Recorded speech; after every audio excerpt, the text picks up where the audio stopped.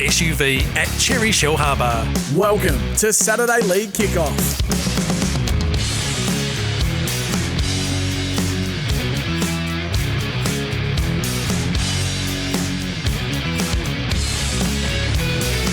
Yes, welcome to another edition of Saturday League Kickoff. It is a smorgasbord of rugby league. Welcome Adrian Proszenko, because each and every week, usually Webby's in the house. The last couple of weeks, he's been off for personal reasons. One was an operation. This week, I think he's getting wined and dined this weekend. So, AP, thank you for joining us. Pleasure. That's a good reason to miss a show. Yeah, exactly. Hey, it's a huge show, like we're saying. We've got plenty on the show. We've got Jack Bostock, the winger from the Dolphins, who had a massive win over the Dragons last night, as well as Ryan Hinchcliffe, who is the assistant coach of the Melbourne Storm, who had another good win last night. But there was a patch during that game, AP, I thought, that they just got a little bit complacent, which we're seeing a fair bit of from the Melbourne Storm of late.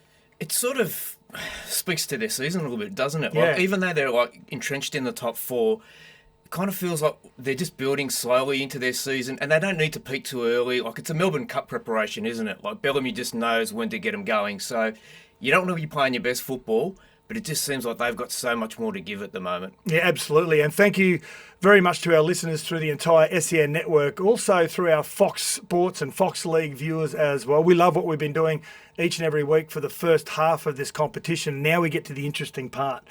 And now it's a downhill slide after Origin, and what teams can handle that period of the season. The buys play a huge role in that as well, don't they? And there are some teams that are just set up because they've done the hard work. Like, I look at Canberra. They've been on the road and they've banked wins all the way along as they've gone. So they've got a bit of a downhill ski. A couple of other clubs are well set up, and some have left themselves a lot to do, like the Panthers, for instance, in their bid for a 5-peat. And also, when you talk about the buys, we were talking about this with Ryan Hinchcliffe. They've had 2 buys already, third buy next week. That's it for them. No more breaks. Yep. And they've got a lot of players that will be coming down off Origin as well. Not as many as what we've had in the past, but still a handful of their key players coming off Origin.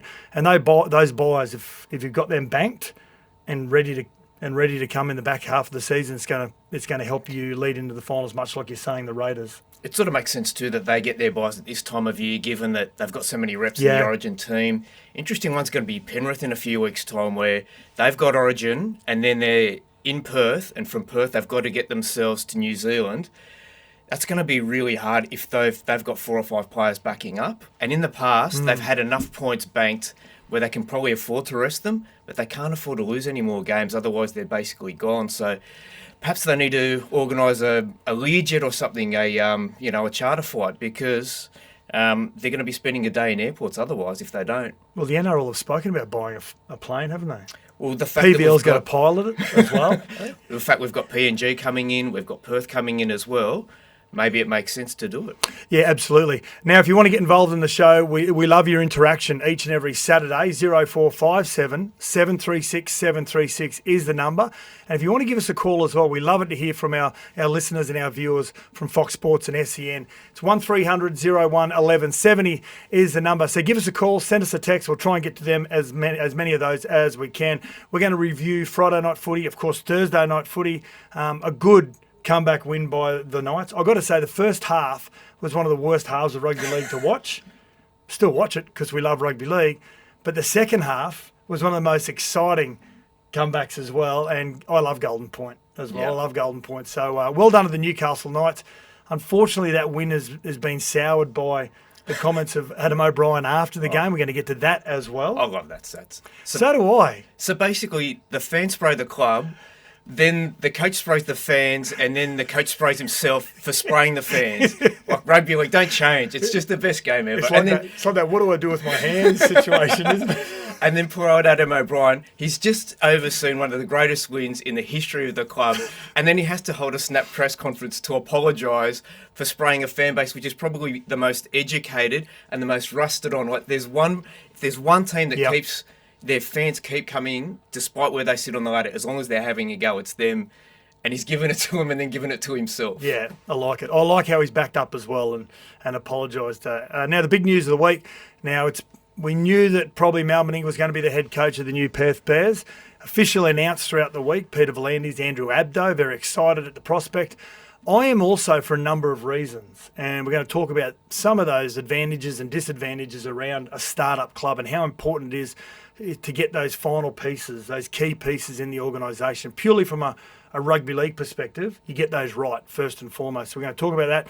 And also the big game on Monday. Cannot wait for this, because not only ticket sales are going to be always strong because it's a public holiday. It's traditionally a well-supported match by the fan bases, but also where the Bulldogs are running, how exciting the Parramatta Eels are looking as well.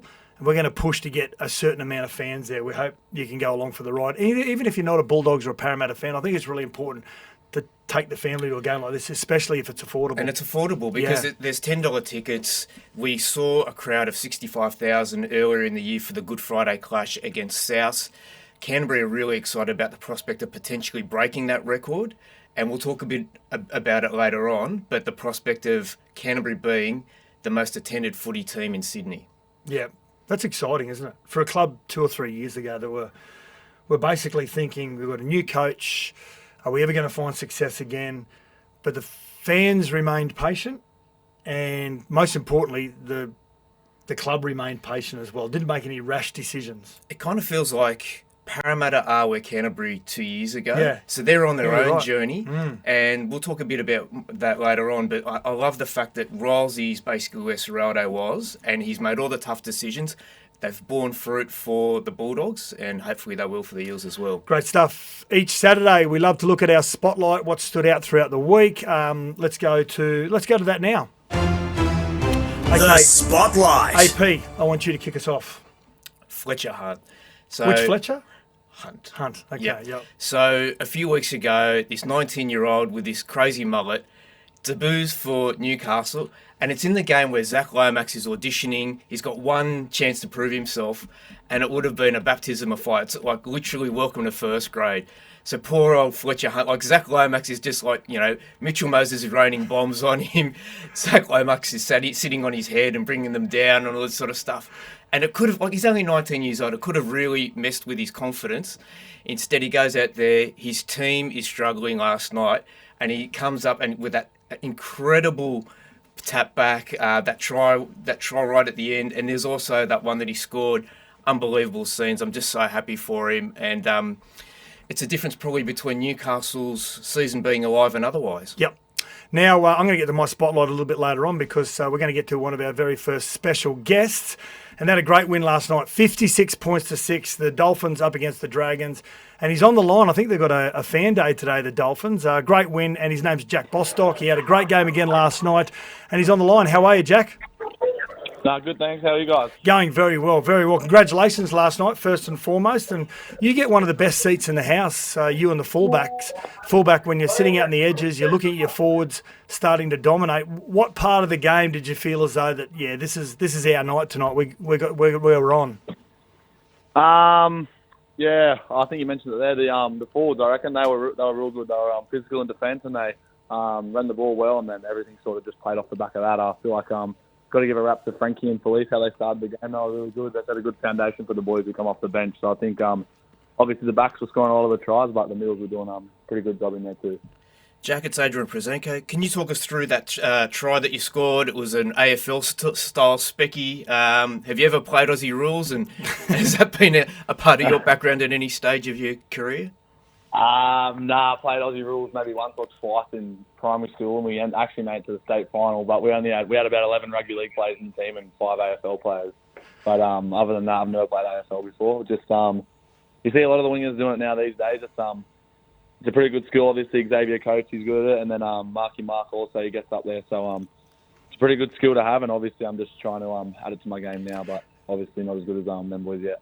With your height, Jack, obviously you've got to be a target to identify, which Isaiah and Cody Nicarima do. But when it comes to positioning yourself, you're always going to come up against other tall wingers. But the art of positioning yourself, and also the way that you wingers are scoring tries now, throwing your body over the sideline and getting the ball in the field to play when you're scoring in the corner. How much practice of that is going on in your preparation throughout the week these days?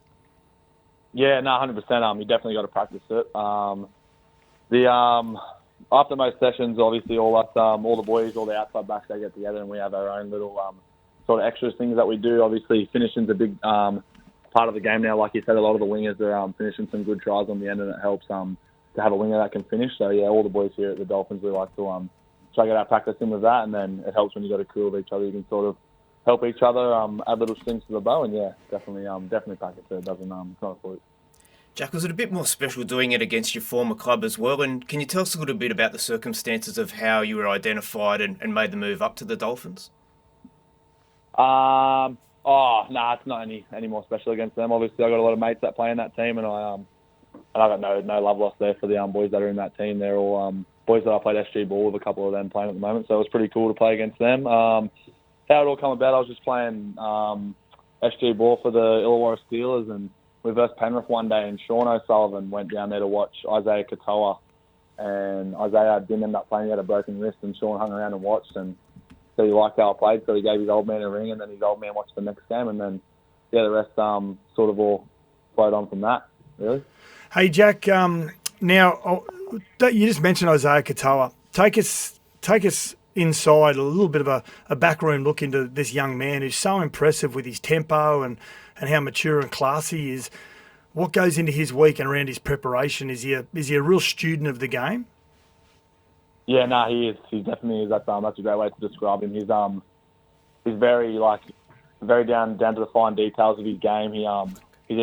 For being so young, he knows a lot about the game already. Obviously, you can tell by the way that he plays. Like some of the stuff that he does for a 21-year-old, it's not normal. So he takes pride in his training and in his extras, and he's probably his own worst critic as well, which is probably what is his best attribute. He's always looking to improve and get better, which is great for him and obviously great for our team. The way he's playing has helped us so much this year. Just with your height, you've become such a target on the wing, but is there any part of you that has an ambition to move into the centres? I've read something recently where you thought maybe that's something you'd like to switch to at some point in your career. Yeah, for sure. Down the track, obviously, at the moment, we've got great centres, and I'm happy being on the wing in a side like ours. But yeah, maybe one day down the track, I think that's on the cards. So we'll just see what unfolds. Now, I love the Wolf family, Benny Wolf and Christian Wolf. They're great guys, Mount Isa boys as well, and they've got a real tough exterior, but and have a great connection with the players as well, don't they, Jack? So after a win like that, just give us an insight into Christian Wolf. How does he handle a win like that? Does he celebrate the wins in the dressing shed, or does he try and level everyone out and get everyone ready for the following week? No, he knows how to celebrate a win. At halftime, he made sure everyone was.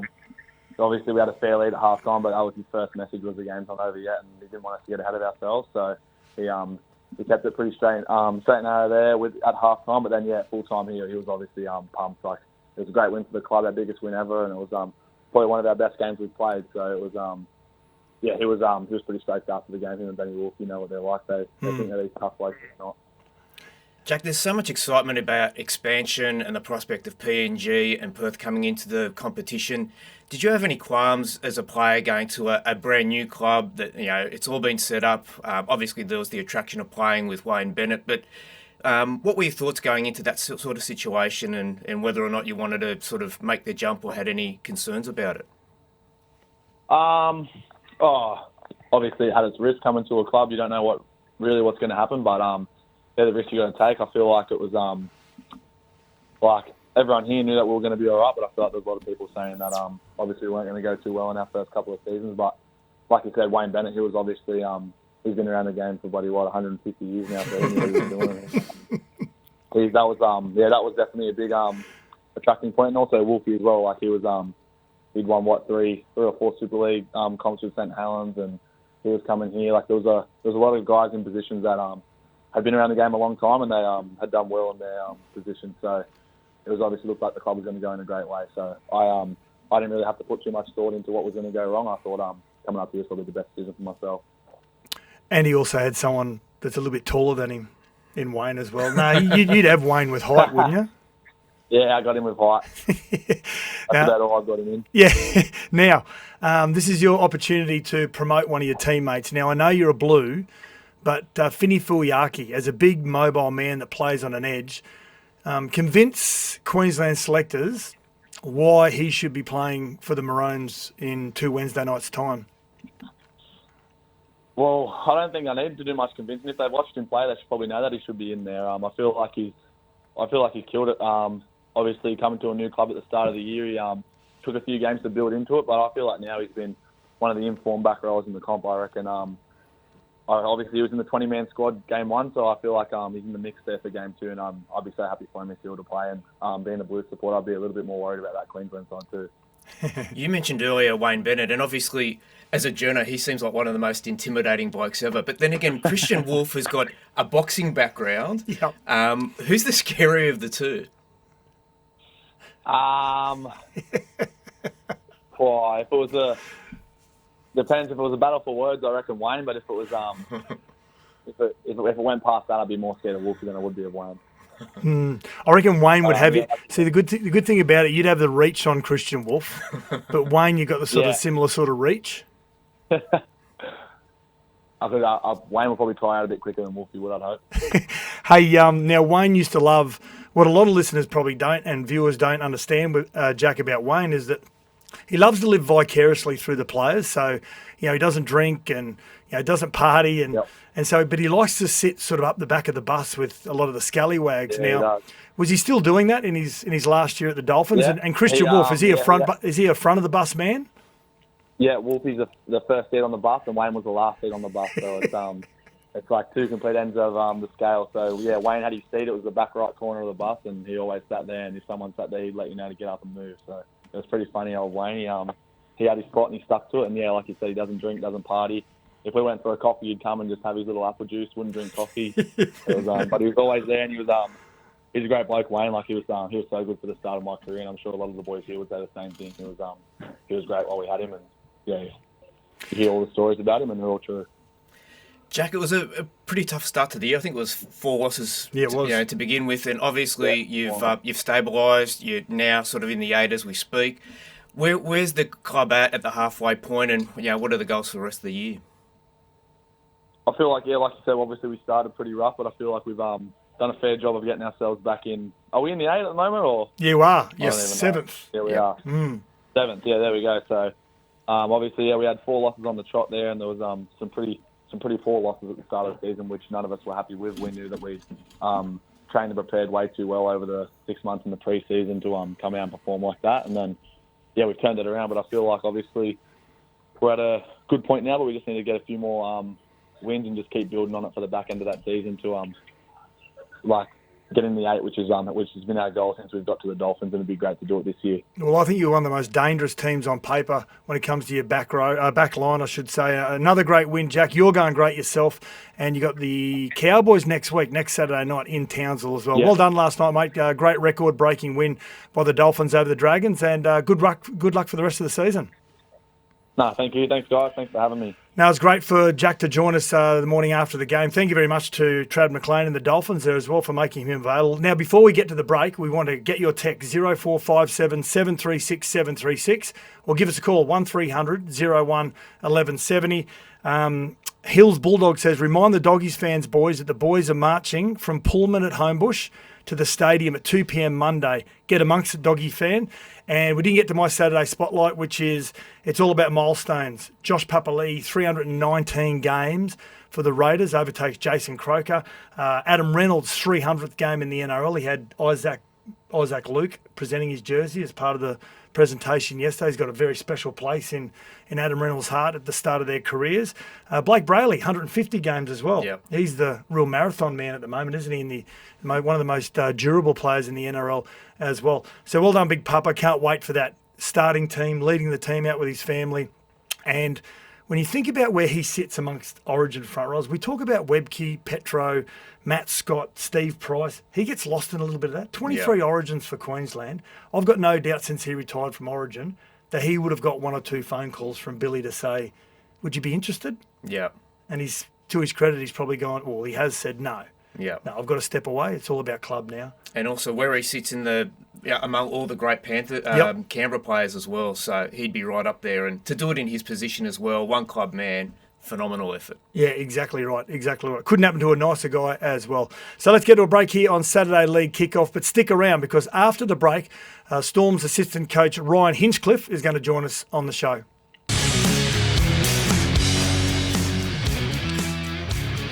Yeah, welcome back to the show. Saturday League kickoff. Hope your weekend has started out a great weekend wherever you are listening on the SEN network or watching via Fox League as well. A great round of rugby league. Hey, this is completely off topic. We're waiting for Ryan Hinchcliffe and see whether we can get him on the phone, and we're going to get to some texts very, very soon because he's also going to nominate his temper player of the match for that Melbourne win overnight against the Cowboys. Which player would have slept the best? Sean Johnson. Have you seen him on Fox Sports? Yes. On the panel? Very good. Refreshing, current. He's got some swagger about him. Yep. He's going to be a global brand. There you go. He's amazing. The way that he dissected both Tommy Dearden and Jerome Hughes last night, it was his first opportunity at it. Yeah. Hey, let me undo this button and relax. And he's just so, I don't know, you feel as though you can relate to him. Yeah. He would be one of the most popular players in the NRL, and it was great to see him have that breakout year where he almost won the Dally M just before he finished up as well. Yeah, good stuff. Now, the Melbourne Storm last night, 38 points to 14 over the Cows. Outstanding win. Some glimpses during that game when they fell asleep a little bit, and we're going to touch on that and a whole lot more with their assistant coach, Ryan Hinchcliffe. A hell of a nice guy, very good coach as well, and he joins us on the show right now. How are you, Ryan? Morning, fellas. Good, thanks. Yourself? Going very well. Thank you very much for joining us on a Saturday morning. First and foremost, the weather in Melbourne, is the beanie out yet during the day? Yeah, it got proper cold this week, so we've been pretty lucky in Melbourne so far. We haven't had a whole lot of cold, but this week, the poor old Cowboys would have turned up for us, and geez, it would have felt cold for them because it was as cold as it's been this year down at Amy Park last night. So. Bunkering down through winter. Nice. Now, halfway through the season, Ryan, and you're 8-4, 2 buys, your third buy next week. How do you assess? You're second in the comp, second in the defence as well. How much more improvement has this team got to go for the rest of the season? I think we've got a fair bit. So to be fair, we've the games we have lost. It's probably only been one game. I think it's the Dolphins where we're actually had a big score put on us. I think we lost to St George by it might have been 4. Lost to the Raiders by 1 in pretty controversial sort of circumstances. But in saying that, we've had a little bit to contend with this year compared to probably last year. We didn't have a whole lot of injuries throughout a lot of last year, and this year we've had to contend with a few, as have a lot of teams. But with that comes a little bit of inconsistency and a little bit of up and down form. So I don't think many teams have they're all feeling that a little bit at times, and we're no different. But I'm still super confident that we have the team to go out and execute and win most games that we're playing in. But we probably have been a little bit more up and down this year. Ryan, it's Adrian Proszenko. Obviously, the performance of Jerome Hughes was absolutely outstanding. 2 tries, some try setups as well. Can you tell us about his performance? And also, has he been sort of playing with injury for part of the season as well? Yeah, he's had a little bit going on with his chest, so he's he's been battling that, to be fair, for probably the last 6 weeks. So, he probably hasn't, been at the level that he'd like to be at.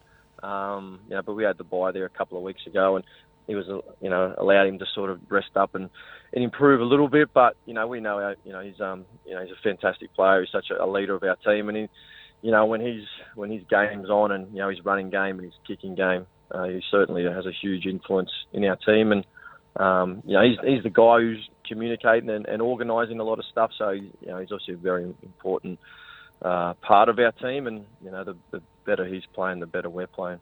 Hey Ryan, usually you've got Josh King, Stefano starting, and you've had Big Nas coming off the bench when he's come back from injury. But last night, Stefano and Nelson starting the game, Josh King off the bench. What's the reasoning behind that?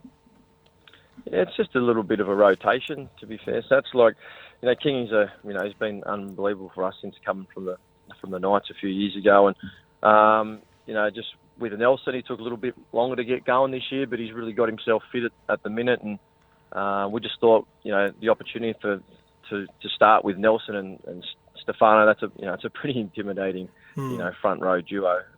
So we just wanted to give the option for those two guys to start together and see what sort of impact that has for us as a team. And obviously Trent, there at 13, he's sort of the guy who can move the ball a little bit. So it's just have a look at that combination. Whether we stick with it, we're not quite sure at this minute. But we thought it was just an opportunity to. We've got some pretty good depth in our ruck at the minute, just to rotate them around and see what it looks like. There's obviously a New South Wales front row spot up for grabs. Unfortunate news about Mitch Barnett, but Stefano's been part of the wider team. What are your thoughts? There's obviously a few contenders for that role, but having already had a taste of Origin, how do you think he'd handle it if he got another crack? Yeah, I think he'd handle it. He's he's a big, powerful guy. I don't think he's anywhere near his ceiling of his playing ability yet. I think he's still got a whole heap of growth left in him. Big, strong, powerful guy. He's fit. I think in that arena, obviously you need that little bit of experience is important as well. So he's played a fair bit of NRL. So I think if they're looking for a front rower, Stefano he'd be able to step in and fill those shoes very well. Hey, great news for the club, Ryan, during the week with the re-signing of Craig. Were you ever under the assumption that he wouldn't? Like, how much did you discuss that internally about his decision before he makes it? Yeah, not a whole lot, Sats, to be fair. He, I sort of always thought that he'd coach on. I just think he loves coaching. He's done it for so long, and he's got a pretty good system in and around himself at the moment. So yeah, I didn't think at any stage that sort of from the conversations that we'd had, or just the way that he's coaching, or just within himself, that he was feeling like he wanted to give it up. He still enjoys it. He's still super passionate and super motivated about his coaching, and he could coach on for a long time yet. To be fair, he's like I said, he's got a pretty good system around him, and he's obviously got a lot of knowledge and a lot of wisdom that's still very beneficial for our club. Now, Hinchy, I want to ask this about Aaron Bellamy. Now, you run the blue shirt. Do you flip a coin in who sits up in the box? Because I've noticed Aaron's getting very fidgety in the box as well. Did you win the toss, and that's why you're down on the field? Yeah, well, I've sort of thought about going up in the box, I was sort of, and I'm like, I don't know, do I really need that on game day? So I think Aaron's probably the perfect foil for him, to be fair, because he can sort of calm him down, when he's in those moods, which Craig can get in the box. That's just pure passion that's coming out. But I think Aaron's probably the man for the job. Obviously his son. So I don't know. I kind of I want to really enjoy my game day, and I don't know if I'm sitting up there and got Craig screaming in the ear all day. I don't know how much I'd actually enjoy that. But Aaron does a great job in deciphering the rant that Craig goes on at times to the message down the bench, and then I sort of decipher that a little bit and give the players what I think they need to hear, what's going to help them. We talked about Craig Bellamy and the fact that he's coaching on. That's become one of the great guessing games for us journos. Every year, Willie or Loney. 2010, I know, it's been going on for about 15 years. But I guess internally, has there been talk about a succession plan? And Ron, do you have sort of ambitions of your own in that space? Yeah, I do, but not a whole lot really. I think with Craig, he'll because he's done it for such a long time, and he's so highly respected by our club. There hasn't really been any of those sort of conversations, internally. To be fair, for myself at the minute, it's about me growing and trying to be the best coach that I can be, and get as much experience as I can, and at some stage, if that's an option, then hopefully I've sort of got enough, it's got some experience behind me and knowledge behind me to maybe throw my hand up. Now, if you were the head coach and you were organising the NRL schedule as well, so third week you have your third bye next week, Hinchy. So two-part question here. So if you could organise the scheduling, would you prefer to have a bye after the Origin period and get some of those players to relax a little bit? And is this the tricky part of coaching now, that last half of the season when you don't have any more byes? Yeah, it is tricky. So that's to be fair. Like I suppose it depends a little bit of where your squad's at. Where's the health of your whole squad sometimes, you really need that bye leading in because you might have a few injuries, and sometimes, if they come out of Origin and not great, the bye suits you then. So it's hard to probably put your finger on and say this is exactly what you'd like to happen. I suppose the one thing that you would like is to probably not play 12 games straight at the back end of the year leading into finals. So that's probably what makes it a little bit tricky. Like, I think getting the buys in and around Origin for us is beneficial, whether they're before games or after games. That definitely helps. The tricky part is, for us a little bit will be, I'm not sure we're not the only team, is navigating that last 12 weeks and trying to keep your squad as healthy as you possibly can, come into the final series. So we'll sort of put some plans in place and, in and around, our draw and, turnarounds and whatnot to try and give some breaks at the back end of the year, so to try and rest our players up a little bit leading into finals. But yeah, what the answer is, I'm not quite sure. But like I said, it's hard when you've got to play 12 straight leading into finals without a doubt. You just touched upon it there, Ryan, about giving players a break. And how do you think you'll handle it this Origin period in terms of players backing up after the last two games? Yeah, we sort of, planned to, so Harry didn't play, and Harry and Xavier didn't play post the first Origin, and I think, there's plans for probably a couple of guys to, we could possibly have 5 in, this next one with Stefano, so for a couple of guys to maybe miss out again. So I think that's part of the plan that we've sort of put in place. Then you've also got to see how they actually come out of it. There's the possibility of injuries as well. So yeah, you sort of got to have a little bit of a plan in and around it, and and there's a bit of luck that comes involved with it as well as with injuries and whatnot. So we have a plan. Hopefully we can sort of stick to that, and there's not too many curveballs for us. Now, before we let you go, Ryan, thank you very much on a Saturday morning for joining us, mate. We ask our coaches each and every week to pick their player of the match in the sense of who would have slept the best, and this is brought to our very good friends at Temper. So from a coach's perspective, which player last night do you think from the Melbourne Storm would have slept pretty good? Well, I think last night, Big Nelson. He's he started the game. He hasn't started too many games this year, but he's got himself really fit. He's dropped a fair bit of weight, and I think his first stint was 30 minutes, and that's a big stint for a guy who's 125 kilos, and he's getting through a lot of work. So I think for him that's probably his biggest, longest starting stint, and it wasn't just about time; it was about the quality of what he did. Anyone who watched, you could see, how hard he is to handle, and and then come back on the second half and scored a pretty important try for us as well. So I think Big Nelson, once I don't think he'd take much rocket anyway, to be fair, to fall asleep. But I think once his head hit the pillow last night, he would have been pretty content with his performance, which was nice. Great stuff. 38 points to 14 victors over the Cowboys last night. Ryan Hinchcliffe, have a great rest of your weekend. Thanks for joining us, mate. Really appreciate it. No worries. Cheers, fellas. Let's get to a break here on Saturday League kickoff. They're going to be difficult in the back half of the season, managing their squad, but they're still going to be very difficult. The Melbourne Storm, aren't they? In many ways, that's the big equaliser. People talk about the salary cap bringing clubs back to the pack. I think during the Origin period, when you give up some of your best players and they go through all that fatigue, that's another equalisation of the competition. Yeah, exactly. Hey, we've got plenty to come on the show. Your text messages, also the news of the week, and that centres around the Perth Bears. We'll see you after the break. Saturday League kickoff. As we lead into round 14. Massive weekend of milestones, but also some amazing matchups as well. We're going to get to those a little bit later on, and all your text messages. Lundy says, I heard Adam O'Brien actually went to the wrong shed on Thursday night and gave his halftime speech to Manly by accident.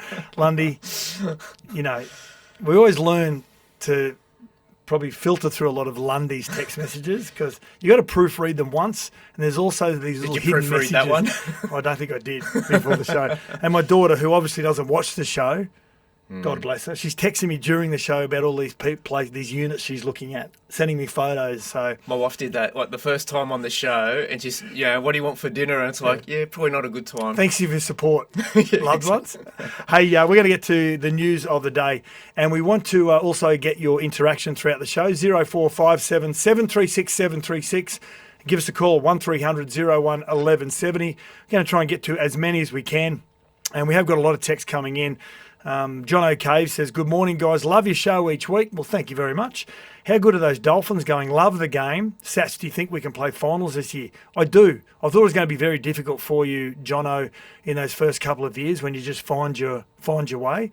And I said that leading into that first season. I thought they were going to find it really difficult, even with the coaching of Wayne Bennett.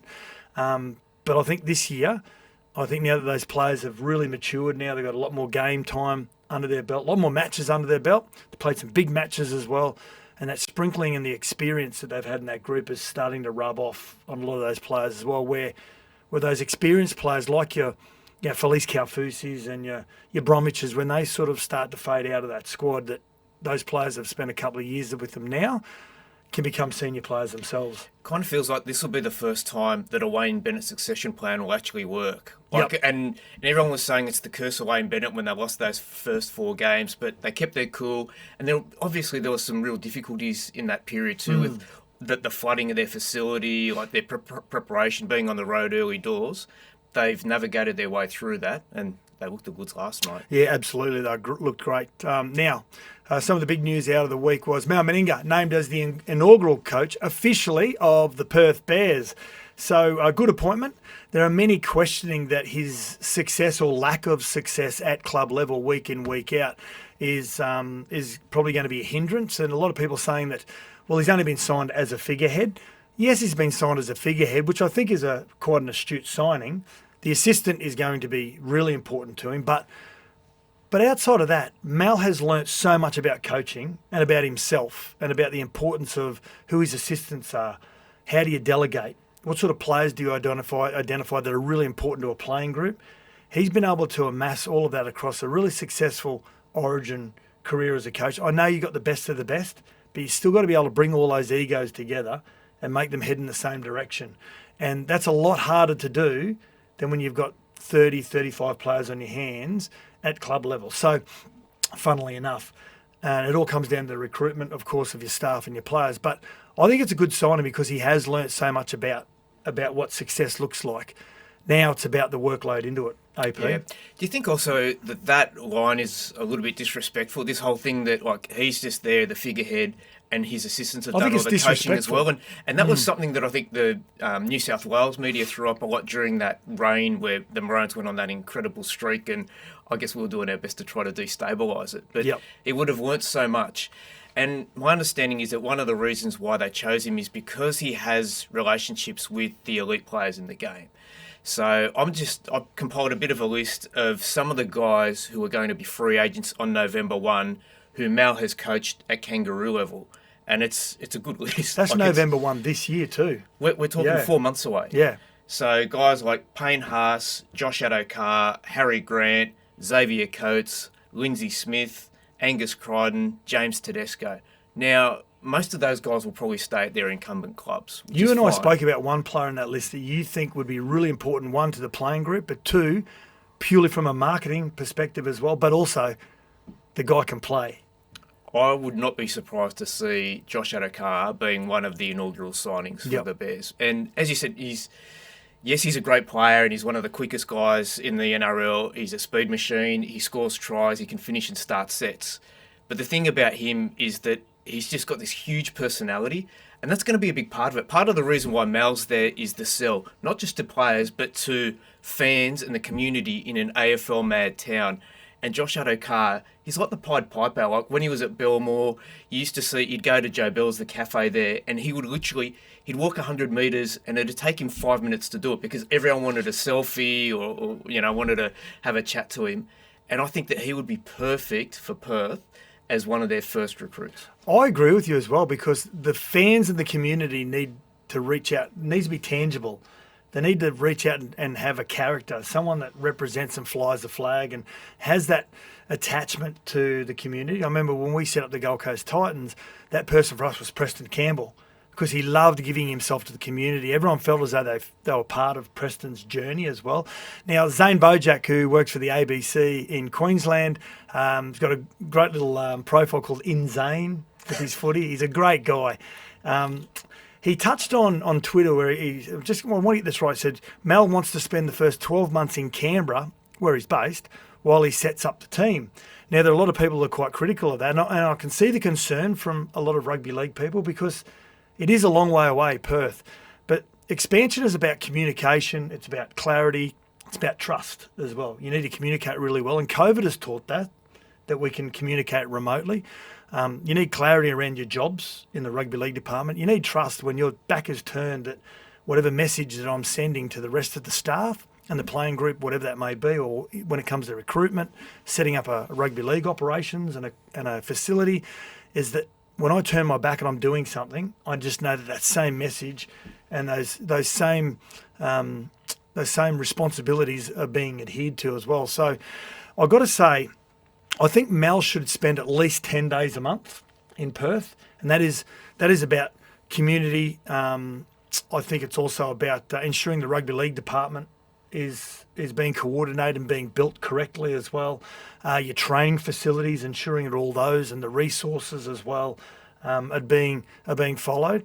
But the other part of it is about staying on the eastern seaboard, AP, and being able to meet with managers, being able to meet with players, being accessible to potential staff that you want to bring on board as well. It is a huge job putting a team together in those lead-up months and years. So I think staying on the eastern seaboard for at least a majority of per month leading into, well, he's got to be on the ground by at least August, September of next year, full time.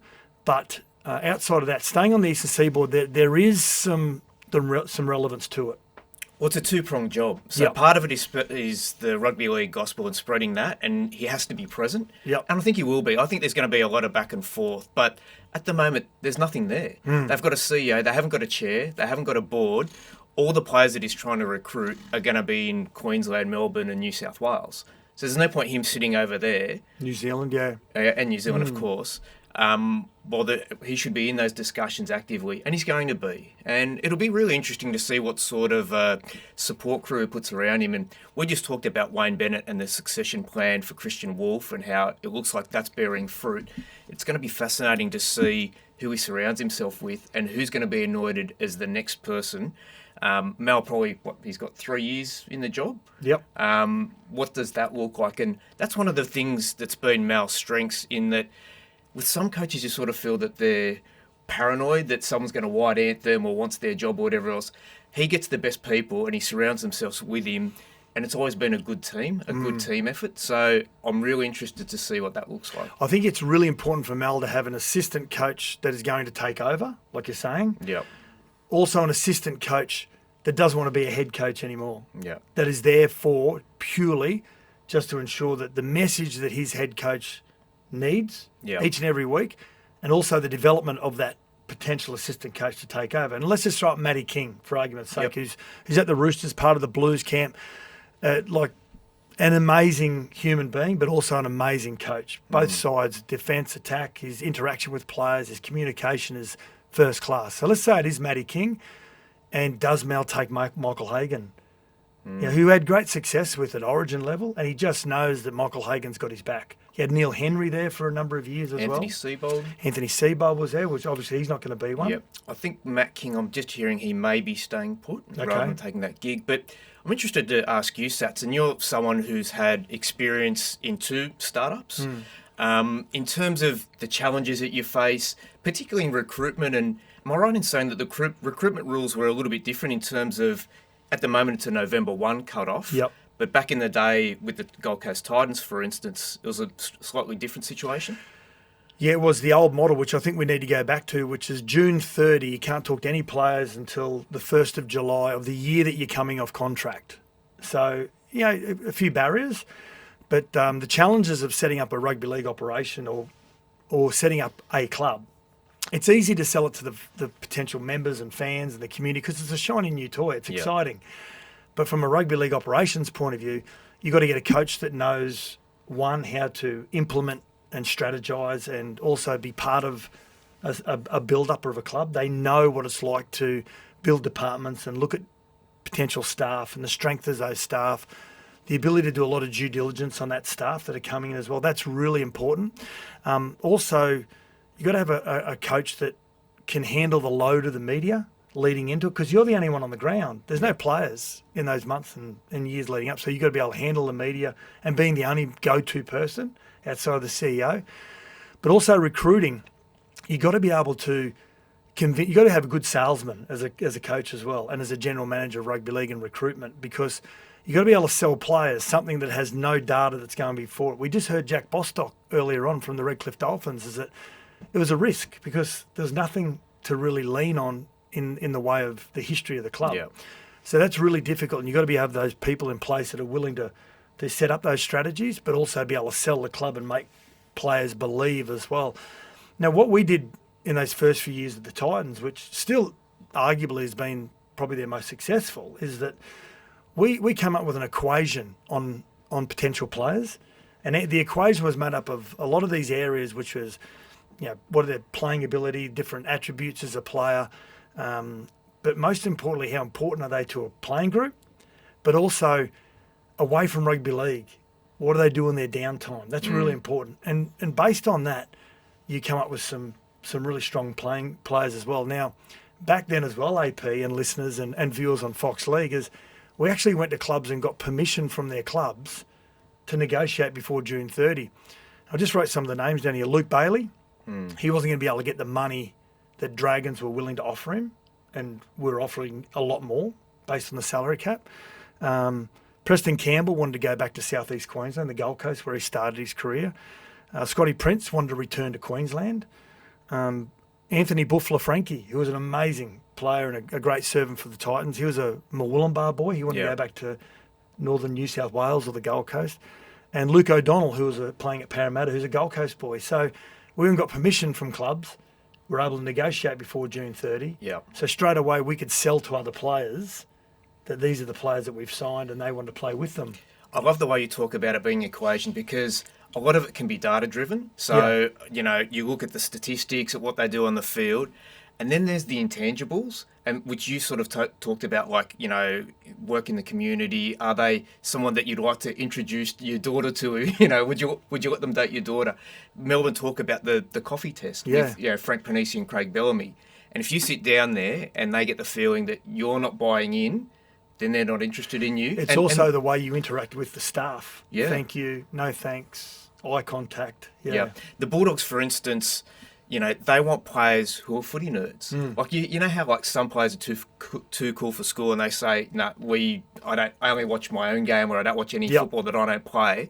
Whereas they want guys that analyse themselves, the opposition, that come in early, leave late.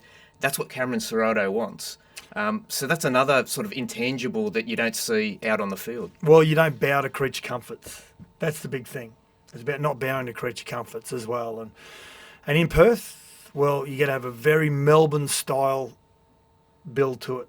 And because you're the only people over there, and you got to rely on each other as players and families and partners and kids and staff, whatever it may be. That's got pros and cons. Absolutely. And they actually have to be more active in terms of, a lot of the clubs do the absolute minimum in terms of media and community engagement. Yep. They have to sell it to an AFL town. Absolutely.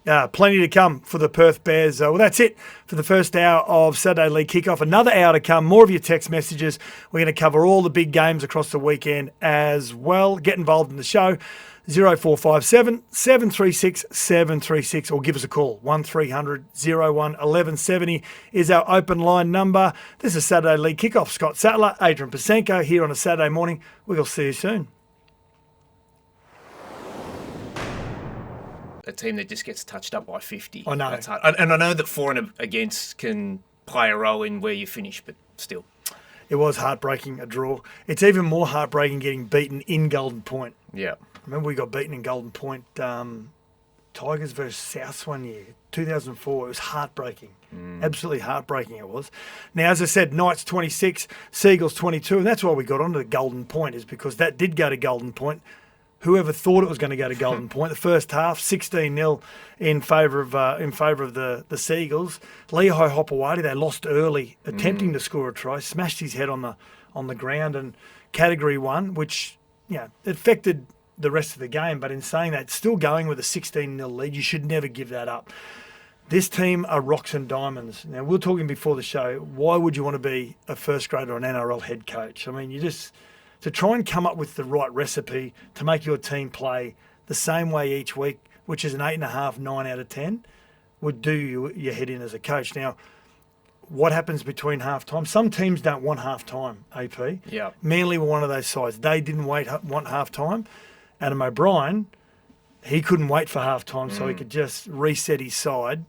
And we're going to get to the comments very, very soon. But it was, as the old cliche goes, it was a game of two halves, wasn't it? Manly would be the toughest team to support, just in terms of the discrepancy between Try their best and their them. worst.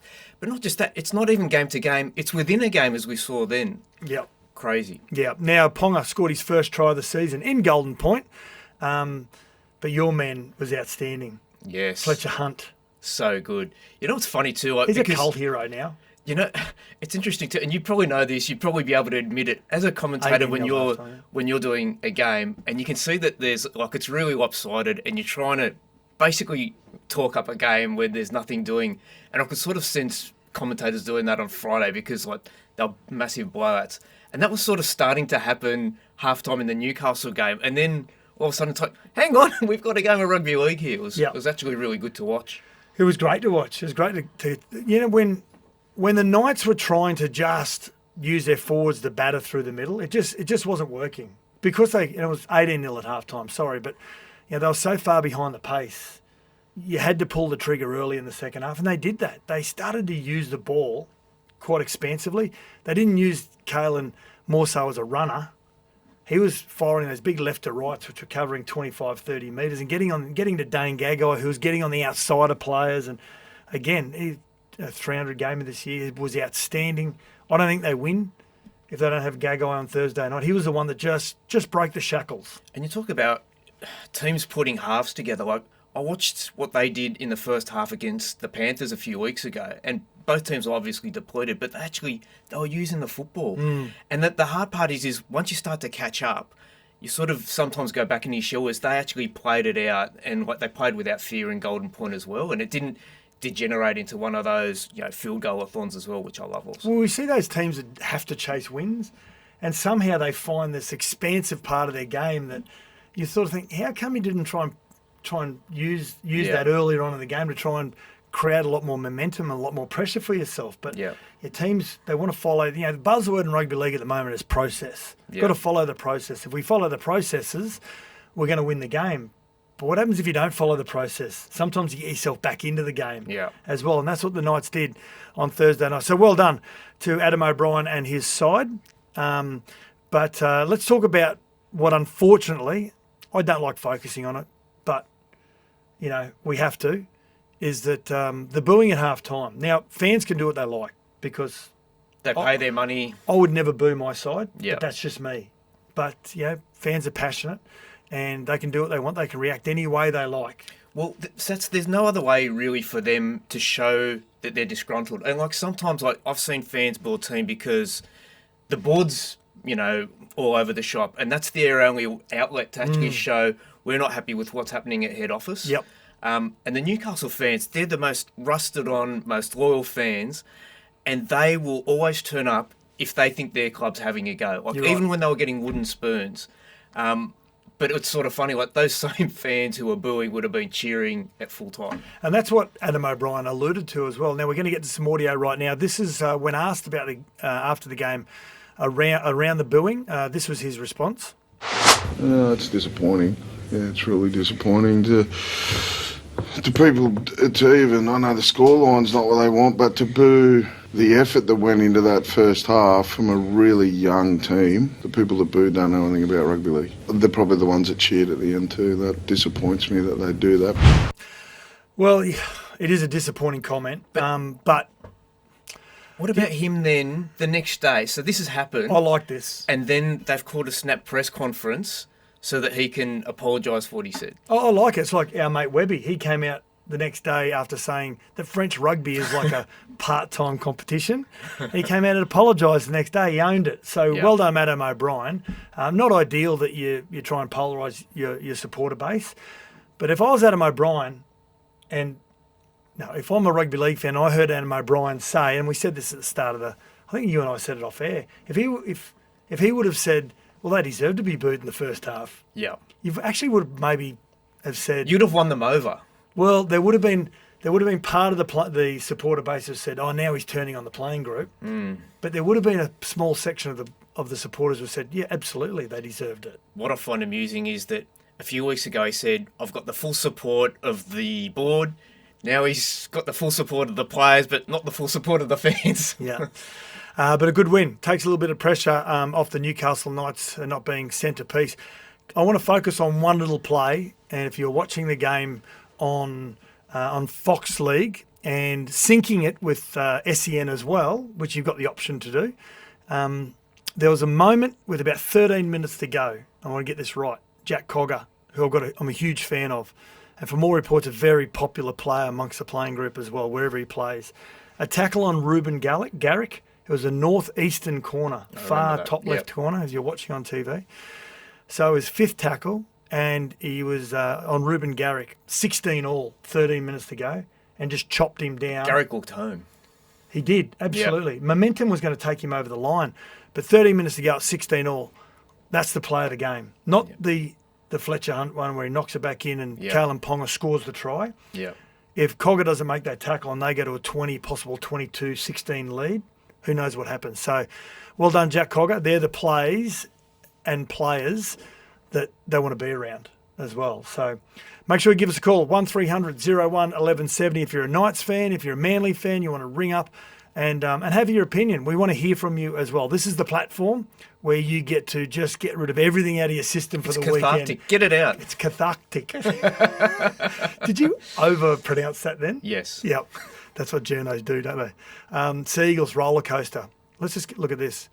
From round 7 there, loss, win, loss, win, loss, win, loss. They haven't been able to string two together. They're a patchwork quilt. And do you think too, because they're up by a big lead at halftime, and Daly Cherry Evans, has been a lot of talk about him, whether or not he should be sacked, whether he should remain as captain and as halfback.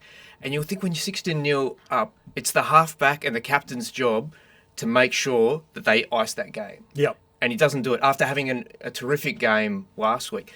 That just puts more scrutiny on him. And Tom Dearden, we know, is playing well. That's maybe we go into some Origin chat later on, but it didn't help his cause, did it, last night, the fact that he wasn't able to ice that game? Yeah, exactly. We're going to do that right now, really quickly. Origin selections, decision time for both Billy Slater and Laurie Daly. Now, the big question is about Daly Cherry Evans, okay? I think he'll be picked, and I think the Dearden will be 14, and I think, as I've said all week, I think they'll pull the trigger earlier if things aren't going their way before half-time, and Daly will become more of a utility. Yep. But the big question is who's going to replace Mitch Barnett for New South Wales. Now, during the week I interviewed Laurie Daly on Sports Day. I asked him about what names will be thrown up to replace Mitch Barnett. We had Stefano in camp. Yep. So Stefano was going to come in if Payne didn't come up. So he's obviously one of the front runners. I think Keon Kalamatangi's been excellent the last few weeks. So he's another one we're looking at. Of course, you've got Terrell Bay there, who has been playing some really good football this year for the Tigers. And Jake's hasn't played football, but we're hoping he may be able to get some football in this weekend. And if he does, then I'm sure that, a guy of his experience and leadership will come up in conversation as well. AP, New South Wales fan, you are. Who's got the box seat? I think Kalamatangi's the player in form, but it would be a massive call to leapfrog him and bring in Stefano, go over the top of Stefano, who's been around the squad. Terrell May, for mine, is the really interesting one. Like, he's the wild card, and there've been all sorts of talk about why he hasn't been part of that side and whether there's a cultural element to that.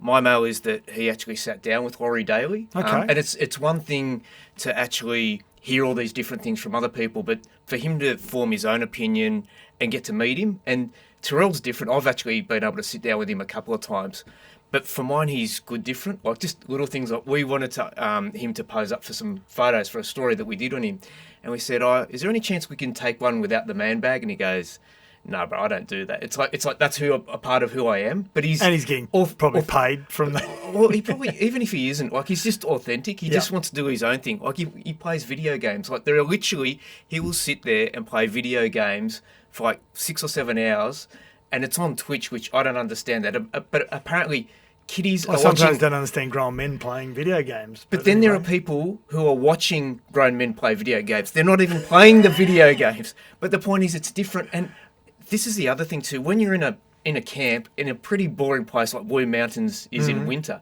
it probably helps to have some personalities, people who are a bit outside the box. And you know from your own experiences in camps, whether it be representative football, to just have someone who's a bit different that brings a new energy to the whole team. Yep.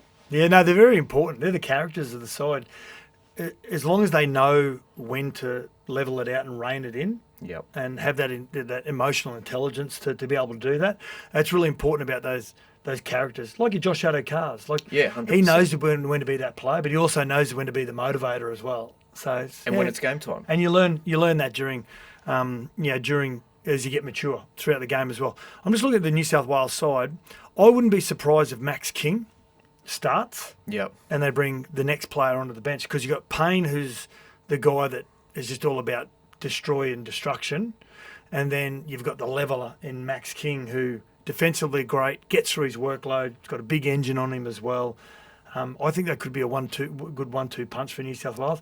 Quite frankly, I don't care about New South Wales, but I'm trying to put my neutral head here on. The other thing too is, because we're all talking about the Queensland captain, New South Wales has sort of been spared that because Jake's not going to be picked, right? Yep. And he just got that concussion in an inopportune time for him, but it was basically saved Laurie Daly a really difficult discussion. Like, that would have been hard to say, mate, you're not going to be part of this after captaining them to that famous win last year. Hey, just on Terrell May, I think the reason why Terrell May is not getting picked, I don't think it's got everything to do with being for a cultural situation. I think it's this style of play. Yep. You know, I think Laurie wants big forwards that are just going to knock down the front door, just continue to crash through the defensive line and just build that massive platform. And Terrell doesn't play that way. He's sort of got a little bit more footwork. He'll bounce off a defender there and he'll bounce off a defender there, and he might get an offload back to someone.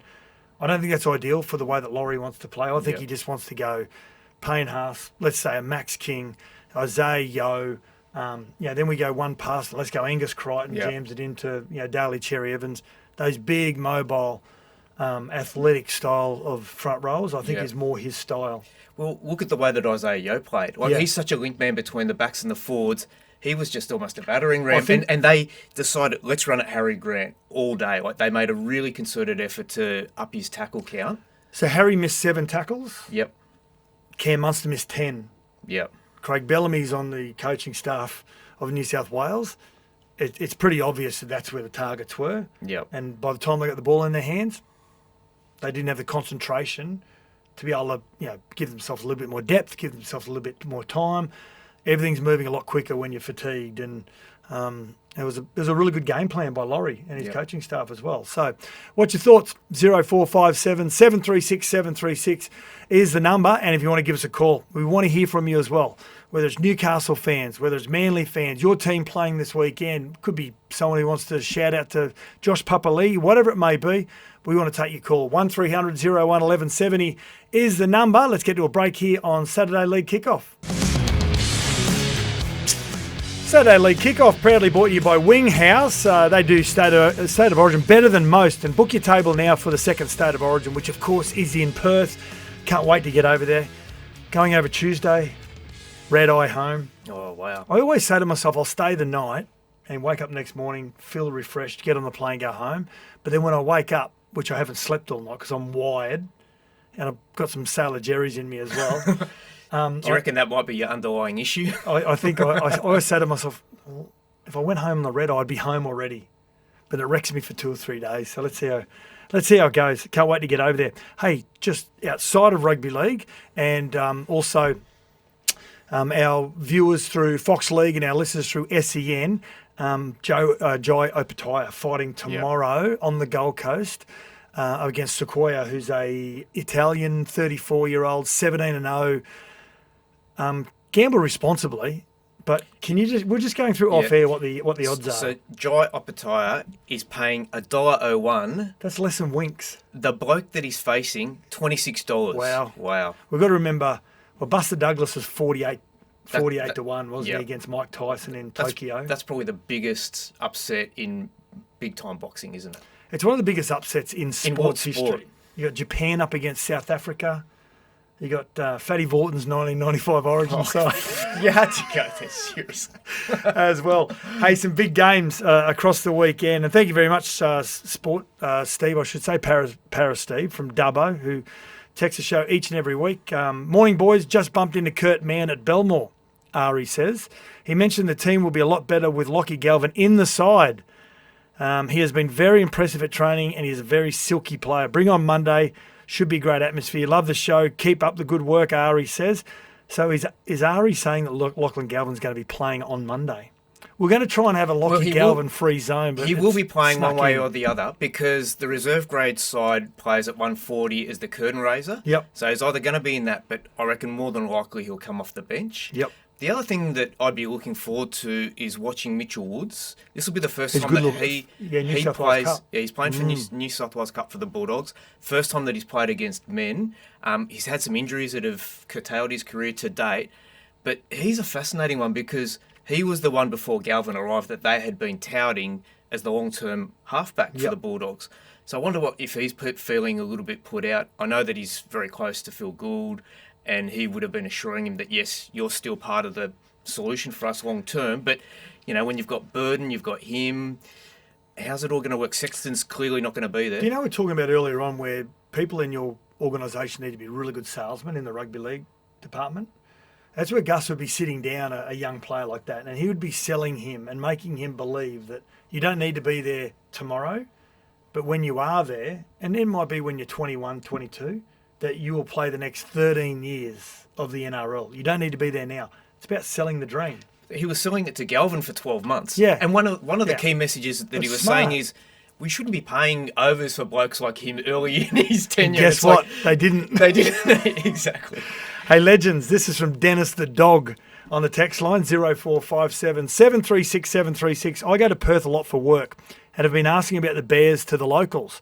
Got a lot of concerns about the Bears from our listeners and where they'll sit and how they'll be able to put together a playing group. The older demographic are very anti-rugby league and the younger don't really care for it. This will be a massive task. Mal would be perfect to connect with all the demographics, but he'll have his work cut out for him. He will have his work cut out for him. I do know that a couple of people that I know in the AFL, and when I asked them about the Bears going to Perth, and I said, what are your thoughts about rugby league going to Perth? Are you concerned because of the two AFL sides over there? They said, no, we want them in our backyard. We can keep an eye on them. Yep. We don't want them where we're trying to break into a rugby league market. So having them in Perth allows the AFL to, well, just to monitor them.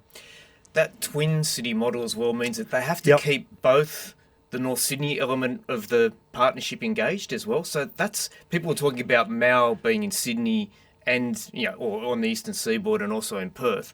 He's got to spend some time here as well, just for that North Sydney element. Yeah, exactly. Hey, let's get through to the Saturday games. And at 5:30 this afternoon, we've got Sharks up against the Warriors. Only two games on the Saturday because we've got the one on the Monday. Correct me if I'm wrong. Correct. Correct me if I'm right. I usually say correct me if I'm right. Sharks versus Warriors, 5th versus 3rd, one of the games of the weekend. Isn't it funny? I think one of the games we're going to cover very shortly is probably one of the most important games for their club, but they're very, very, well, one of them is very low on the ladder at the moment. But not this one. Sharks versus Warriors, 5:30, Sharks Stadium. Ronaldo Mulatalo is out. Yep. Suspended. Sione Katoa returns from shoulder reconstruction for his first game of the season as well, which is a big in. Teague Wilton back on deck for a shoulder injury as well. He's been very good for the last 18 months as well. But the big one is about Mitch Barnett missing from the Warriors. How much is this going to curtail their season? How much is that going to affect it? Jackson Ford comes in, who is a very good player. Mitch Barnett and the JFH 1-2 punch, and Jackson Ford coming off the bench was part of the allure to the Warriors. Now they've taken one of those players out. This is a hard one to answer because he's been injured for a bit, but who's got the better of the whole James Fisher-Harris, Adam Fanua-Blake roundabout that's happened there? And I can already see Adam Fanua-Blake has added so much to that Sharks side. I think I couldn't split the importance of both those teams. It'd be easy to say the Warriors because they missed out in the finals last year. Yeah. But I think it's pretty level pegging how important both those players have been to both their clubs. Both of them are leaders in very different ways. And like James Fisher-Harris has got that sort of silent assassin thing. Like, I actually find it unnerving interviewing him. Like, you've got to really lean close with your dictaphone, and that scary aura about him. Yep. Whereas I think Adam's got a bit more personality and flamboyant and stuff. But both terrific players, and they have made a big difference to their respective teams. Absolutely. Leka Halasema, who is just lighting this competition up. He has been promoted to the starting side. Kurt Capewell goes to the centres with Rocco Berry. Now, Rocco Berry is one of the really good defensive centres in the competition. We always look to our centres to be Steve Renouf-like, to be scoring 70 and 80-metre tries. It's always good to have a strike centre that can do that, but you've also got to have a really good defensive centre as well, and that's Rocco Berry. Does a great job at that, but not going to lose much with Kurt Capewell going there. We know that. Blake Brayley, as we mentioned earlier on, 150th game in the NRL. Can you remember how many he's played consecutively? Oh, it's a lot. It's a lot. It's a record. He's a bit like Cameron Smith, just one of those guys that never gets injured. Well, I want to say this correctly without ridiculing Blake Brayley, because I don't want to do that, because I think he's got the best passing game from dummy half. Just fires it beautifully.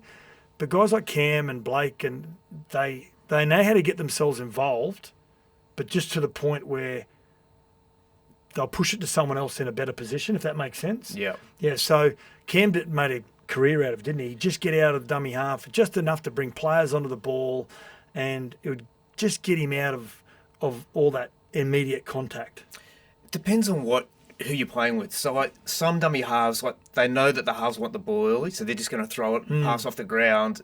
Where others will have Appy will have a bit of a look and a dink, or like, it's just depends on what the team needs. And Blake Brayley and Braden Trindle have that relationship as well. He wants the ball quick. He wants it in his hands really quickly. And Nicho Hines, well, I think he's better a little bit wider with a little bit more time on his hands. Now, Queensland listeners can catch the Broncos game on SENQ 693. 7:15 p.m. This is the Broncos up against the Titans. Now, many would look at this clash in years gone by, and it's one of the highlights, isn't it, of your NRL draw. But the Titans were languishing down the bottom at the moment. Broncos struggling also at Suncorp Stadium. Now, Reece Walsh does return. This is why we'll see a completely different Broncos side. I'm led to believe, and I was telling you off air, and you go, no, he is not. But apparently he's a massive rugby league nerd. He just wants to know more about the game. He wants to talk about the history of the game. And, well, he's got the right coach who wants to do that in Michael Maguire, who lives and breathes it. Yep.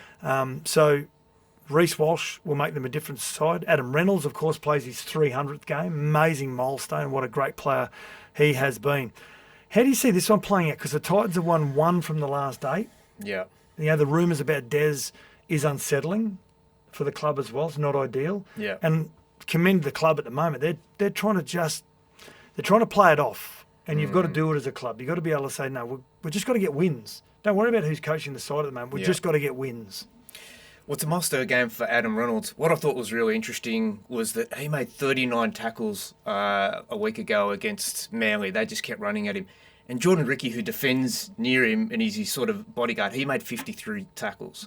So there was clearly a plan there to tire him out, to run at him.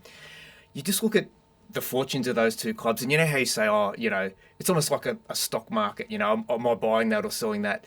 With Brisbane, they literally are, they're a publicly listed company with shares. In May, they were trading at like $1.07. They're like now 91 cents. Like, it's funny, like, you can almost plot when those good years with Bennett, when they had that tough time with Seabold, and just in a little bit, like, people are selling out of the Broncos, literally. Yeah. Isn't it bizarre? Like, you can actually plot their course almost the way they're going on the competition ladder. I like what Michael Maguire's done here also, AP. He's put Corey Jensen into prop, Paddy Carrigan back to lock. Corey Jensen's just one of those guys he's just honest as a day's long, and he just keeps everything. He keeps it direct. He makes his tackles, gets through the workload, let Payne do all the damage, and then Paddy Carrigan come off the back of it. So I like that. I like that Paddy's not involved in those first 2 tackles as well. So it's going to be interesting how this one plays out. And, the Titans, both teams need a win just to take a lot of pressure off them as well. What about, and I know Brent Reid wrote about, I think I sent you a message when the Titans put out a press release on Thursday night talking about Des and his relationship with referees, and obviously he got a warning for his criticism of Casey Badger. but it was clearly a case of they buried the lead in that. Like, they basically said that Des is contracted till the end of 26 and he'll be our coach. And I mean, like, that was like the third paragraph. It's like, are they taking the mickey? Are they trying to take some pressure off him? What was the point of putting that out? Like, it's called media manipulation. Yeah, it didn't work. AP. Because who knows what happens in the back end of the season. Yeah. I mean, they may win 5 or 6 in a row. You can't be making decisions now. You've got to just see how your team finishes the season off. And then But there's no point sacking him now. There's no one within the club that can take over that role and do a better job. Exactly. You're going to have to pay for him anyway. And you just hope that there's some sort of improvement over the second half. You're right. On the text line, before we get to the break, I actually love the appointment of Mal Meninga. They always needed a prominent figure with gravitas to spearhead this. If we can surround himself with good assistants and a good GM with footy IQ, I think it could work. Would love to see Jason Taylor over there in some capacity, Josh says as well. He would be terrific. And he has that link to the North Sydney Bears. He does. Obviously, hasn't had a great deal of success as a head coach, but it would be a terrific assistant. Yeah, absolutely. Hey, make sure you give us a call, 1300 01 1170, our Fox League viewers and our SEN listeners as well, if you want to have a say about anything across what's going on in the world of rugby league. This is Saturday League Kickoff. Myself, Scotty Sattler, Adrian Proszenko. More after the break. Yeah, thanks to Wing House. They do State of Origin best. You can book now for the next State of Origin or any of the big events. They've got UFC, boxing as well. So many screens to watch all the sports from around the world. So make sure you get to Wing House and just go into a meat coma as well when you, like I do, every time I'm there. Now, g'day, gents. There is a decent supporter base in Perth. The Perth Bears will be much more popular than the rugby union team. Plenty of fans originally from New South Wales, Queensland, living in Perth and WA from the mining. I know former footballers that played on with Perth in the 90s, and they regard the local Perth Rugby League as decent and will grow significantly. James from Merriweather says that's another thing you've got to ensure that your underbelly, not only your pathways, but also where's your second grade players going to play? Are they going to be playing in their own team in a New South Wales Cup team? That's a good point. Or are they going to be having players based on the Eastern Seaboard that are purely playing New South Wales Cup? It's a lot of travel. Like, imagine if you're a semi-professional footballer, like if you're New South Wales Cupper, that's a big call. Absolutely. 1300 01 1170 is our open line number. We've got Dan from Blacktown. Now, he sent a text in about Luke Brooks at Manly and his contract situation. So we've given him a call and said, do you want to talk about it? And he's on the line right now. How are you, Dan?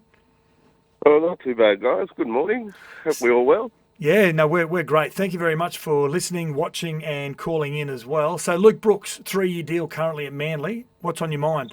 So November 1, he becomes technically a free agent. True. Because he only signed a 3-year deal. Now, around Wenty, it's been widely said by a few people that, they say that he's all but going to Para to play with Moses to have them do like their last hurrah at the end of the career. That's really interesting.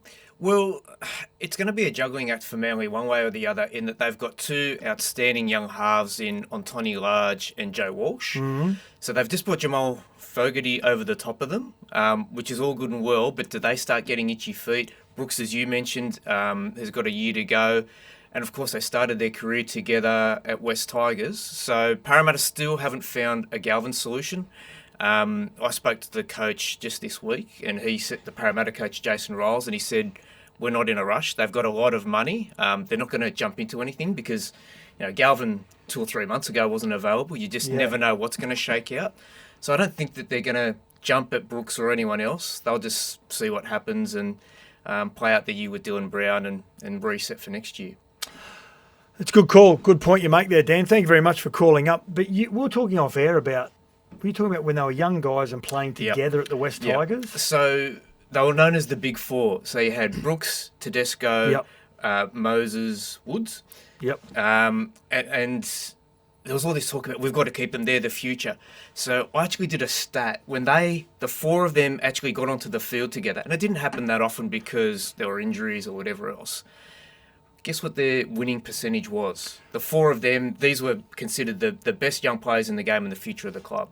Of course, they're immature and not used to playing a lot of NRL. I'm going to say 50%? 37.5. Okay. So obviously each of them has gone on to bigger and Yep. better things after leaving West Tigers, but it just shows like sometimes a change is good for everyone. Yeah, you're right. You're right. Not so good for West Tigers, No, unfortunately. no. Let's not go into that. Now, SEN League coverage from 1:58 p.m. Yeah, that's right, 1:58 for a 2 p.m. kickoff at GIO Stadium. This big clash between the Raiders and the Rabbits. We mentioned earlier on it is a weekend of milestones.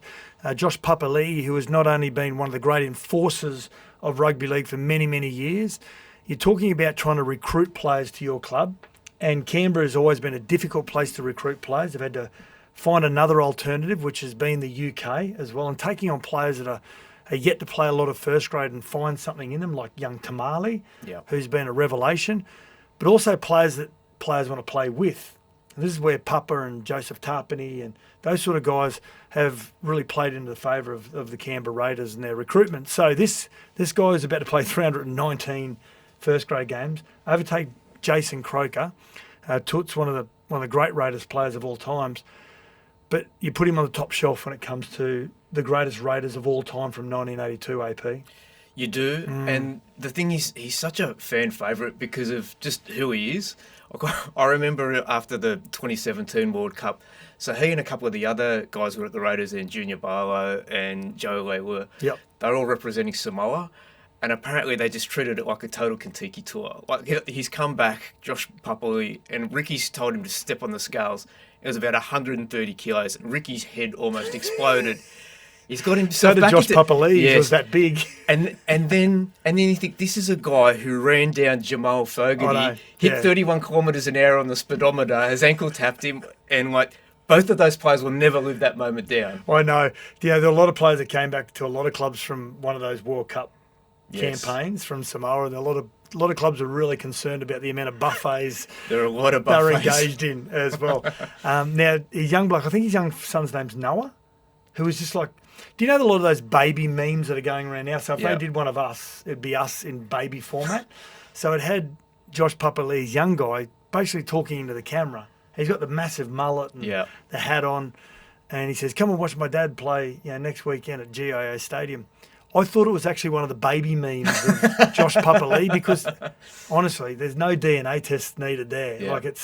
He's just a spit out of his dad's mouth. There's a few of them. Mick Ennis, I don't think his boys need to be DNA tested either. Helmet of hair. Just like Thunderbird hair, isn't it? Like it's perfect hair. Shout out to you, Mick. No, you watch the show. Now, he comes into the lineup, Josh Papali'i, the starting lineup, because he's been coming off the bench, and we know the influence that he has on the game. Now, Jason Croker, of course, he's going to hand on the baton. Jamal Fogarty is back after missing the win against the Raiders and Roosters, and what a game that was last week. A groin injury for Jamal Fogarty. Jack Whiten and Cody Walker return for South, and it's timely that they come back for a game of this nature as well. Massive ins for them, and they're a hard team to get a read on South because they've had so much disruption.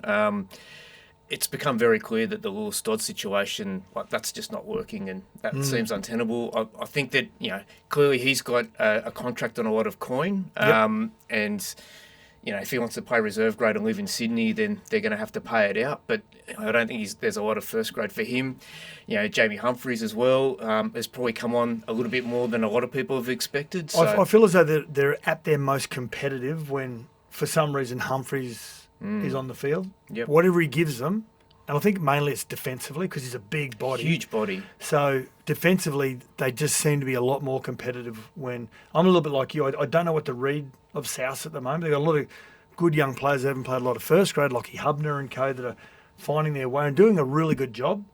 But I don't know what to read of them at the moment. They're either going to go either way, South. And their casualty ward's been bulging all season, so we haven't really seen them at their very best with the full complement. But Jackie Whiten and Cody Walker back as well, and of course you've got some of those key players who will also be playing. Now the West Tigers versus the Panthers, New Zealand Tiger in Oz said, "Do you guys give the Tigers any chance versus the Panthers tomorrow?"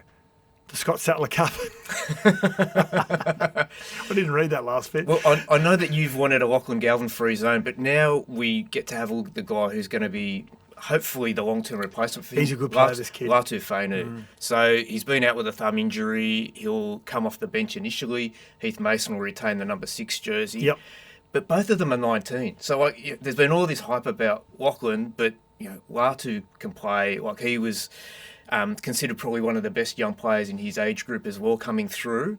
I'm excited to see how he goes. Probably they'll ease him in initially. Yep. But yeah, it's a massive task for them, and the Panthers just can't afford to get anything wrong at this point. Like this, they have to win or their season's over. Yeah, you're right. And, well, they found their mojo, didn't they, last week?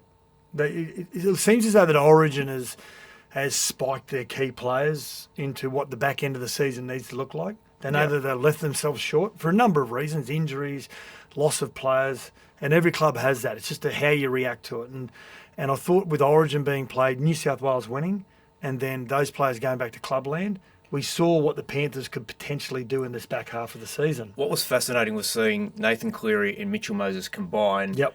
And they did so well, and quite selflessly, particularly from Mitchell Moses' perspective. Like, he only kicked the ball a few times. He was happy for Nathan to run the show. And then they played each other the next week.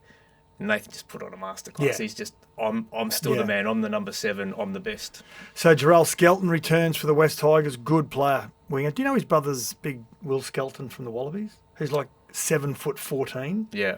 He's a big man, Jarrell Skelton, and you need those big wingers these days that can, especially tackle 2, tackle 3. Yeah. Very important. Alex Twal, fan favourite. He's out with concussion. Alex Seyfarth moves back to lock. Is it Seyfarth or Seyfarth? Can you text us, Alex, please? I know you watch the show and listen on SEN as well. 0457 736 736. Or give us a call, Alex, 1300 011170. I want to get it right. I'm saying Seyfarth. If you're calling a game, do you do it both ways, like 50-50? Is it like Rabs? Ren off, ren off. And I've got to say, Alex Seyfarth? Yes. I'm a fan. I like how committed he is to the side. He's got a lot of passion. He's got good skill as well. Yeah. So he's a good player.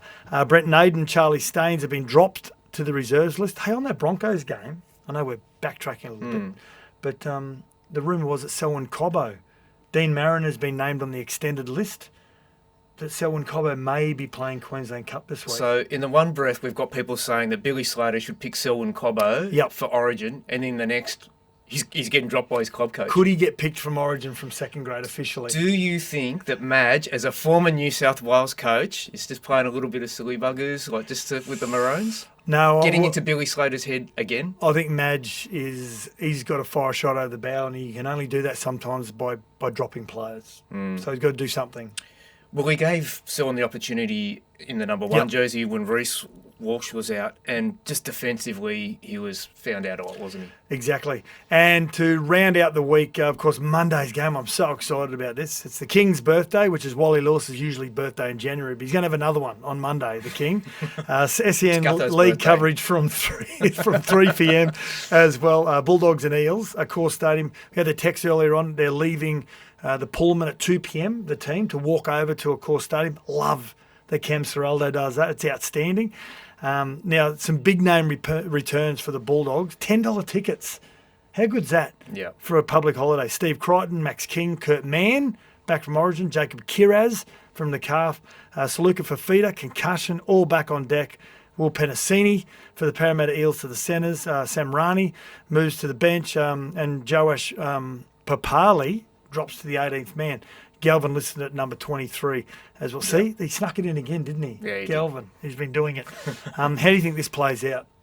I love the way Para are playing. I just think Bulldogs, where they're at the moment, probably a little bit too strong. Absolutely. Like, I think they've only conceded 34 points in their last 3 games, Parramatta. So that's been a big defensive focus from Jason Riles. Like, both of these coaches are defensive focused, and I'm doing a piece in the Herald for tomorrow about how basically they're 2 years behind, and Jason Riles actually tempered expectations. Like, he addressed a members forum at the start of the year, and he said, we're on a journey, and the nearest sort of living case study of that is the Bulldogs. Yep. Hopefully they have the same sort of success in the next couple of years. Yeah, they're going great. Cameron Seraldo and his side, the whole organisation. Hey, if you haven't got the SEN app, make sure you download it wherever you get your apps from. You're listening to Saturday League Kickoff on us. Obviously a Saturday, and after the break we are going to wrap the show up. Yeah, welcome back to the show. It's been a great 2 hours. Thank you very much to Jack Bostock and also Ryan Hinchcliffe from the Dolphins and the Melbourne Storm joining us about their big wins overnight as well. It's much appreciated. We know it's tough on a Saturday morning after the game, so it's very much appreciated by everyone here at SEN and Fox League as well. We're going to get to your text messages to finish out. Lundy says, you boys are smart not to call me about my ideas and my text messages. Yeah, you're right, Lundy. He's get vetted. We would be off air within 3 or 4 seconds. Hey, also thanks to Wing House because they do State of Origin better than anyone else. You book now, book your table. Guys, I think the Perth Bears are going to struggle to get the best players over there. What chance does the PNG side have? Steve from Rudy Hill. Yeah, it's going to be tougher for PNG than Perth. Much tougher, so even with those tax concessions, basically tax free. Yeah, but living in a compound. Yeah, that'll be tough travelling every week. I want to week. know how long the tax concessions are actually going to last. I mean, it's great now, but does... Well, they've got a 10-year commitment from both governments, so I suspect it'll at least run for that term. Hey, guys, have you heard anything about David Fifita, Doug says, coming to the Tigers? As a Tigers fan, please say it's not true. In Latu, we trust. Well, Samuela Latu is a good player. They've just signed Kai Pearce-Paul. They have too. I would sign David Fifita. That's just me. Yeah, hey, we've got a caller on the line as well, 1300 01 1170. Darren from Wollongong has given us a call before we close up the shift. How are you, Darren?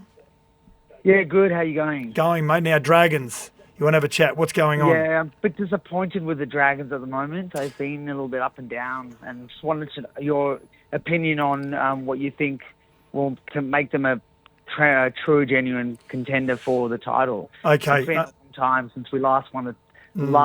So the last one was pretty disappointing. So.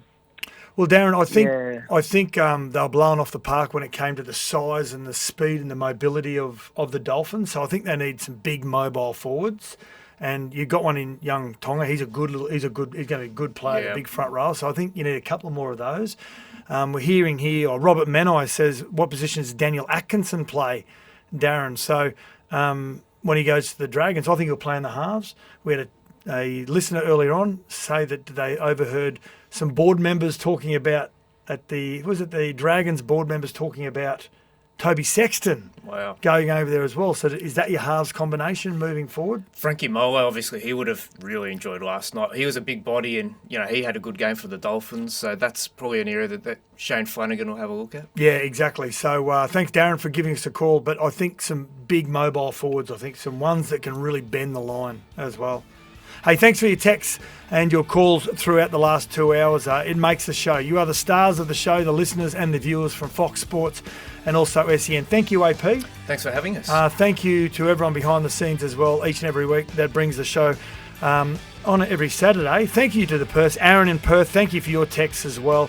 The sport is huge in Perth, he's saying. And he said, old mate is right about league in Perth. It's going to be difficult, but I think it's going to be a success. Have a great weekend. Enjoy your footy. Thanks for joining us for another edition of Saturday League Kickoff. We're going to see you again next week.